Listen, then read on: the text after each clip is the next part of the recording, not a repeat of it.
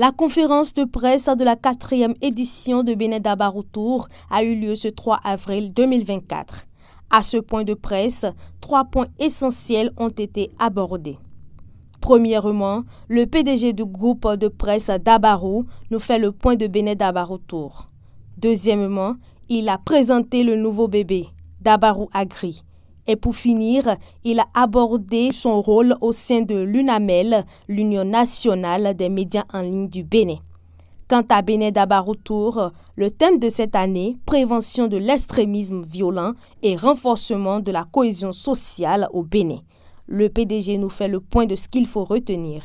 Les différents entretiens avec les autorités, les populations et les organisations de la société civile nous ont permis d'appréhender les contours du phénomène d'extrémisme violent. Les maires ont exposé les difficultés et les contraintes liées à ce phénomène.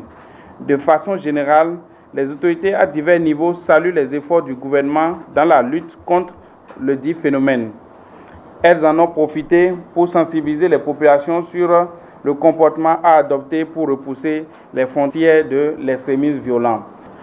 Pour ce qui est de la cohésion sociale, nous retenons qu'elle est de mise dans toutes les communes du Bénin. Cependant, les conflits entre agriculteurs et éleveurs restent l'autre phénomène qui met à mal la cohésion sociale dans les communes. À cet effet, les autorités encouragent le gouvernement à accélérer la mise en œuvre du projet de sédentarisation des éleveurs. Toutefois, des efforts sont fournis par les différents conseils communaux pour un règlement à l'amiable des problèmes qui se posent en termes de conflits entre agriculteurs et éleveurs. Selon les membres de Bénin Dabarou Tour, la moisson a été bonne. La moisson a été très bonne avec 52 communes parcourues sur 77. 22 maires sont passés devant nos caméras.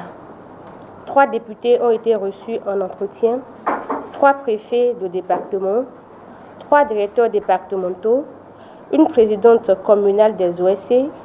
2 grands reportages ont été réalisés au cours du périple.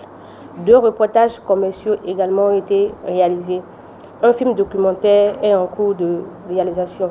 Une initiative de parcourir les 77 communes du Bénin qui n'a pas été sans difficulté majeure. Nous avons fait le tour du Bénin pendant 1 mois et demi.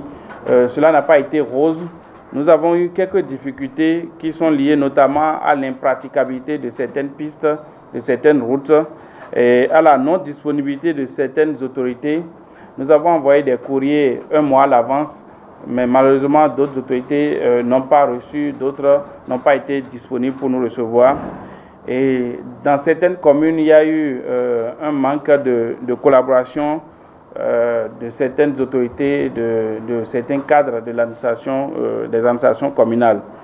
Il y a également, nous avons noté le non-fonctionnement des services courriers de plusieurs communes. À la suite, le nouveau bébé du groupe de presse Dabarou, présenté par le PDG de l'entreprise, Boxal. Le groupe de presse Dabarou a lancé un nouveau média qui est Dabarou Agri.